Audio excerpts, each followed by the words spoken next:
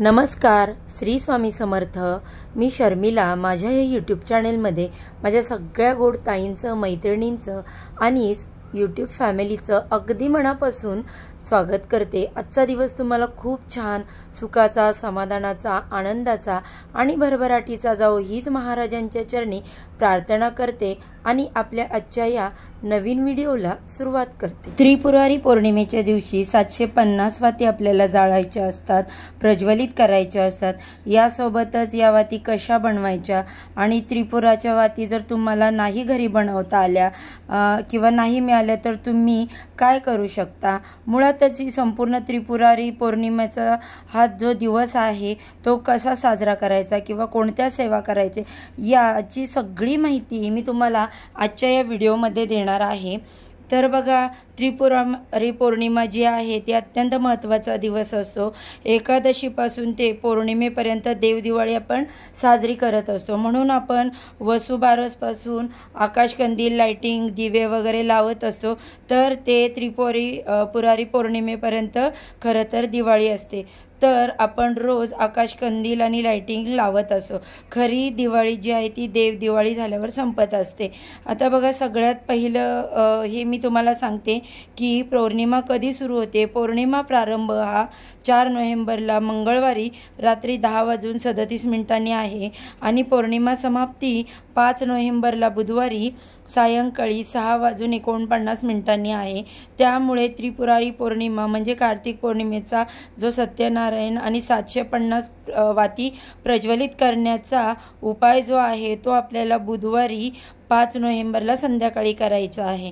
तर बघा, आता मी तुम्हाला सगळी माहिती एकदम डिटेलमध्ये देते, परंतु व्हिडिओ जो आहे तो स्किप न करता शेवटपर्यंत नक्की बघा, म्हणजे जेणेकरून तुमच्या प्रत्येक प्रश्नांची उत्तरं किंवा तुम्हाला जे काही माहिती हवी असेल ती मिळेल।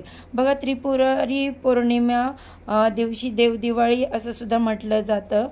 तर या दिवशी कार्तिक स्वामींचं दर्शन घेतलं जातं। बाकीचे इतर दिवस स्त्रिया कार्तिक स्वामींचं दर्शन घेऊ शकत नाही, त्यामागे एक कथा आहे। या दिवशी त्रिपुरारी पौर्णिमेच्या दिवशी स्त्री पुरुष सगळे मिळून कार्तिक स्वामींचं दर्शन घेऊ शकतात। त्या दिवशी आपल्याला हा उपाय करायचा असतो। सगळी माहिती मी तुम्हाला देते।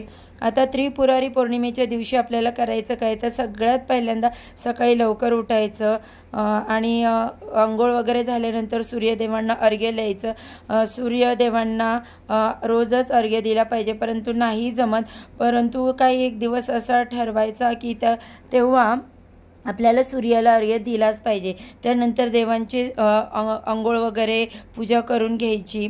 तर बघा, त्रिपुरारी पौर्णिमेच्या दिवशी भगवान शिवशंकर यांच्या शिवलिंगाची पूजा आपल्याला करायची आहे, किंवा जवळपास कुठे महादेवाचं मंदिर असेल तर तिथे जाऊन तुम्ही नक्की दर्शन घ्या।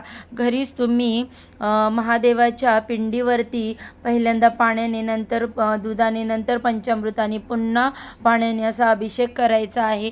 आणि अभिषेक करताना ओम नमः शिवाय, ओम नमः शिवाय या मंत्राचा जप करायचा आहे, किंवा मग महामृत्युंजय मंत्रांचा जप तुम्हाला करायचा आहे। तुम्हाला जप करता नाही आला तर तुम्ही यूट्यूबला लावलं तरी देखील चालेल। महादेवाच्या पिंडीवरती तुम्हाला अभिषेक करायचा आहे। स्वच्छ पुसून अभिषेक झाल्यावरती पिंडीच्या जागेवर पिंड ठेवा। त्यानंतर त्यांना भस्म लावायचं आहे, बेलपत्र अर्पण करायचं। त्याच्यानंतर धोत्र्याचं फळ किंवा फूल अर्पण करायच्या।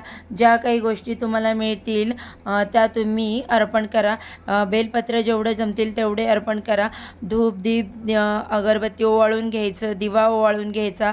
आणि या त्रिपुरारी पौर्णिमेच्या एकाच दिवशी आपण भगवान महादेवांच्या शिवलिंगावरती तुळस अर्पण करू शकतो, कारण या दिवशी हरिहर भेट असते। आणि या हरिहर भेटचा व्हिडिओ देखील डिटेलमध्ये मी माझ्या चॅनेलवरती अपलोड केलेलाच आहे, तो तुम्ही व्यवस्थित बघा। आता बघा, सगळ्यात पहिल्यांदा म्हणजे त्रिपुरारी पौर्णिमेच्या दिवशी संध्याकाळी लक्ष्मीपूजनाच्या दिवशी कसं संध्याकाळपासून रात्रीपर्यंत दिवे वगैरे लावलेले होते, पंत्या लावलेल्या होत्या, त्याचप्रमाणे आपल्याला करायचं आहे। आणि बघा, त्रिपुराच्या 750 वाती आपल्याला जाळायच्या आहेत। ह्या घरीसुद्धा करता येतात, आणि कुठे महादेवांचे मंदिर असेल तर तिथे जाऊन देखील करू शकता, किंवा केंद्रामध्ये जाऊन सुद्धा महाराजांच्या तुम्ही करू शकता। किंवा मग बघा 750 वाती आपल्याला जाळायच्या असतात.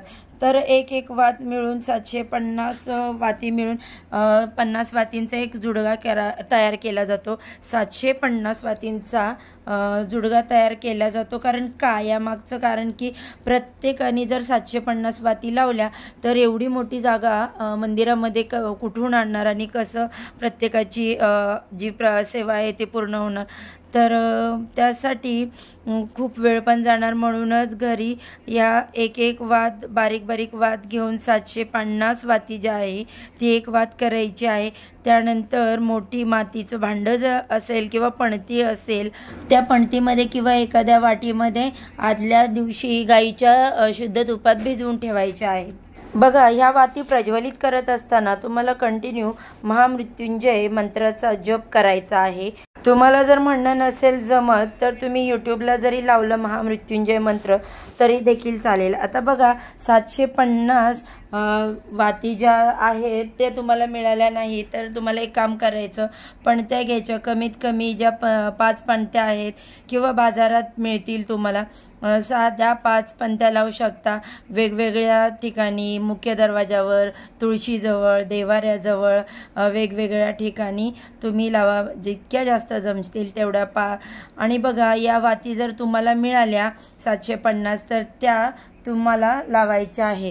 आणि बघा, आवर्जून या दिवशी दरवाजाच्या बाहेर पणती आहे तर ती लावायची आहेच. कारण जसे आपण दिवाळीला लावतो तर या दिवशी देव दिवाळी आहे, पौर्णिमा असते आणि हा अत्यंत महत्त्वाचा दिवस असतो. पौर्णिमेच्या दिवशी आपण माता लक्ष्मी, भगवान विष्णूंची पूजा करतो. यासोबतच आपण त्रिपुरारी पौर्णिमेला महादेवांचा पूजा करण्याला देखील खूप अर्थ आहे, महत्त्व आहे. त्यामुळे या सर्व गोष्टी करायच्या आहेत. आतापर्यंत तुम्ही 750 वातींचा उपाय केला नसेल तर नक्की करा. खूप महत्त्वाचा आणि खूप प्रभावी हा उपाय आहे. आणि पौर्णिमेला सत्यनारायण करायचा असेल सुरुवात तर तुम्ही या पौर्णिमेपासून करू शकता. म्हणजे वर्षभरामध्ये 12 पौर्णिमा येतात, दर महिन्याला पौर्णिमा असते, बरोबर. तर तुम्हाला 12 सत्यनारायण तुमच्या घरामध्ये होत असतील तर सर्वात मोठ्यात मोठी अडचणी, दुःख संपवून टाकण्याची या सत्यनारायण पूजेमध्ये आहे. फार मोठी अशी सत्यनारायण पूजाविधीचं पुस्तक मिळतं. यामध्ये मांडणी आहे. मांडणी करून पूजा करायला फक्त तुम्हाला अर्धा ते पाऊण तास लागतो. याचा तुम्हाला सेपरेट व्हिडिओ देखील यूट्यूबवर बघायला मिळतील. पौर्णिमेची पूजा कशी करायची तर बघा, ज्या घरामध्ये सत्यनारायण पूजा होते तिथे विष्णूंची सेवा केली जाते. तिथे माता लक्ष्मी कधीही तिथून काढता पाय घेत नाही. कारण भगवान विष्णू जिथे असतात तिथे माता लक्ष्मी असते आणि त्या घरामध्ये धन, संपत्ती, पैसा कशाचीच कमी पडत नाही. आता बघा, या दिवशी कोणत्या अजून सेवा करू शकता. तुमच्याकडे श्रीयंत्र असेल किंवा माता लक्ष्मीचा फोटो असेल, मूर्ती असेल तर त्यावरती कुंकुमार्चन करायचं आहे. 99 मंत्राचा जप करायचा आहे. श्रीसुक्ताचा एक वेळेस तुम्हाला पाठ करायचा आहे. विष्णू सहस्त्रनामावली, व्यंकटेश स्तोत्र, विष्णू गायत्री मंत्र, लक्ष्मी गायत्री मंत्र, नंतर एक माळ, जमल्यास 11 माळ तुम्हाला कार्तिक गायत्री मंत्र हा देखील म्हणायचा आहे. आता हा मंत्र असा आहे, ओम षण्मुखाय विद्महि महासेनाय धीमहि तन्नो षष्ठी प्रचोदयात. बघा, पुन्हा एकदा मी हा मंत्र सांगते. ओम षण्मुखाय विद्महि महासेनाय धीमहि तन्नो षष्ठी प्रचोदयात. तर तुम्हाला जमली तर एक माळ करा किंवा मग 11 वेळेस या मंत्राचा तुम्हाला जप करायचा आहे. आजचा हा कार्तिक पौर्णिमेचा दिवस खूप महत्त्वाचा आहे. 750 वाती तुम्हाला कशा प्रज्वलित करायच्या, त्याला ऑप्शन काय आहे हेही मी तुम्हाला सांगितलं. बघा ताईंनो, दादांनो, सगळ्यांनी ही पूजा करायची आहे, ही सेवा करायची आहे. फक्त महिलांनीच ही पूजा करावी, सेवा करावी असं काही नाही. कोणीही ही सेवा करू शकतं. आता बघा, सगळ्यात महत्त्वाचं म्हणजे तुम्ही पौर्णिमेच्या दिवशी सेवा नाही करता, उपाय नाही करत आहे, पण बघा सेवा उपाय जरी नाही केले तरी तुमच्या हातून काही चुका होणार नाहीत याची तुम्ही नक्की काळजी घ्या. आता बघा, तुम्ही जर अशा चुका केल्या तर आयुष्यामध्ये खूप अडचणी येतात. आता बघा, सगळ्यात महत्त्वाचं म्हणजे या पौर्णिमेच्या दिवशी तुम्हाला अजिबात तुळशीपत्र तोडायचं नाही. त्यानंतर या दिवशी ब्रह्मचर्याचं पालन करायचं आहे. यानंतर कार्तिक पौर्णिमेला तुम्हाला मांस आदी कांदा लसूण याचं सेवन करायचं नाही। या केवळ कांदा लसूण ठीक आहे, परंतु मांसाहार आणि जे अल्कोहोल वगैरे आहे तर त्यांचं अजिबात सेवन करायचं नाही। यानंतर या दिवशी घरामध्ये कोणत्याही प्रकारचं भांडण होऊ देऊ नका। असं केल्याने माता लक्ष्मी नाराज होते। घरामध्ये शांततापूर्व वातावरण ठेवण्याचा प्रयत्न करा। ज्येष्ठांचा अनादर करू नका, भांडण वाद करू नका, यापासून दूर राहा। यानंतर दुसरी गोष्ट म्हणजे कार्तिक पौर्णिमेच्या दिवशी तुम्हाला समजा तुमच्या दारामध्ये घरामध्ये कोणी काही मागायला आलं, प्राणी आला, कुत्रा आला तर त्याला खायला द्या, पाणी द्या। कोणी मागायला काही आलं तर त्यांनी रिकाम्या हाताने जाऊ देऊ नका। काहीतरी अन्न पाणी द्या, 1 रुपया 5 रुपये काहीतरी तुम्ही त्यांना दान करा। त्यांचा अपमान अजिबात करू नका। तसेच बघा, या दिवशी देवदीपावली असते, त्यामुळे दिवसा अजिबात झोपू नका। जसं की आपण लक्ष्मीपूजनच्या दिवशी जसे नियम पाळले होते तसेच नियमातही पाळायचे आहे आणि दान करा। दानाला खूप महत्त्व आहे। बघा, या दिवशी तुम्ही दान केले तर आपले पितरसुद्धा आपल्यावर प्रसन्न होतात आणि दान हे अमुक दिवशी केलंच पाहिजे। कार्तिक पौर्णिमेच्या दिवशी कार्तिक स्वामींचं वाहन मोर असल्यामुळे 2 मोरपिसांचा उपायसुद्धा आपल्याला करायचा आहे। केंद्रामध्ये स्वामी समर्थ महाराजांचा फोटो असतो तर तिथे जाऊन मोरपीस अर्पण करायचं, किंवा मग कार्तिक स्वामींचं मंदिर असेल तर तिथे जाऊन मोरपीस अर्पण करायचे। त्यांच्या चरणाला स्पर्श करून अर्पण करायचं। मनापासून आपण त्यांना प्रार्थना करायची आणि 1 मोरपीस घरी घेऊन यायचं, 1 तिथेच व्हायचं। तुमच्या देवघरामध्ये किंवा तिजोरीमध्ये किंवा दक्षिण भिंतीला लावायचं आहे। घराची जी दक्षिण दिशेची भिंत आहे तिथे तुम्हाला लावायचं आहे। या गोष्टींमुळे याचा खूप चांगला फायदा होतो। तुमच्या मुलांना जी काही त्यांना अभ्यासामध्ये फायदा होतो, त्यांच्या करिअरमध्ये फायदा होतो, त्यांच्या आयुष्यात प्रगती होत जाते, तर हे देखील यामागचं कारण आहे। तर बघा, तुम्हाला पौर्णिमेचं ही 750 वाती कशा जाळायच्या, कोणती सेवा करायची। आता बघा, यासोबतच त्रिपुरारी पौर्णिमेची एक छोटीशी कथा आहे, ती देखील मी तुम्हाला सांगणार आहे। त्रिपुरारी या दैत्याने ब्रह्मदेवाची आराधना करून त्यांना संतुष्ट करून घेतले। मध्यंतरी इतर देवांनी त्यांच्या आराधनेमध्ये विघ्न आणण्याचा पुष्कळ खटाटोप केला, परंतु तो व्यर्थ गेला। इतक्यात ब्रह्मदेव वर देण्यास तयार झाले। त्रिपुरांनी त्यावेळेस मला अमरत्व प्राप्त व्हावे असा वर मागितला।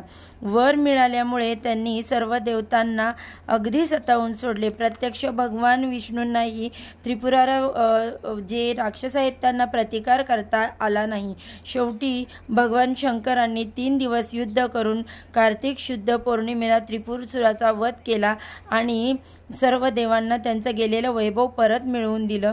आपले गेलेले वैभव परत मिळालेले पाहून सर्व देवतांना आनंद झाला आणि त्यांनी भगवान शंकरांचे आभार स्तुती म्हणून दीपोत्सव साजरा केला। म्हणून या त्रिपुरारी पौर्णिमेला देवदिवाळी असं म्हटलं जातं। देवांप्रमाणे आपल्याही जीवनातील अनिष्ट निवारण होऊन आपल्या जीवनामध्ये आनंद निर्माण व्हावा, दिव्यांचा प्रकाश हृदयात पसरावा आणि या दिवशी भगवान शंकरांच्या मंदिरामध्ये 750 वाती जाळून दिवे लावून हा दिवस साजरा केला जातो। या वाती म्हणजे 750 वाती म्हणजे त्रिपुराच्या वाती होय। तसंच या दिवशी भगवान शिवांचा अभिषेक घालून या वातीच्या जळल्यावर त्याची राख भस्म जे आहे ते काही जण पिंडीला लावतात आणि कारण भगवान महादेवांना भस्म अतिशय प्रिय आहे। त्रिपुराच्या या वाती लावणे त्रिपुरसुराचे एक प्रतिकात्मक चिता असते असे गृहीत धरून त्याचे भस्म शिवाला राखेच्या स्वरूपात लावण्याची पद्धत आहे। तर ही त्यामागची कथा आहे।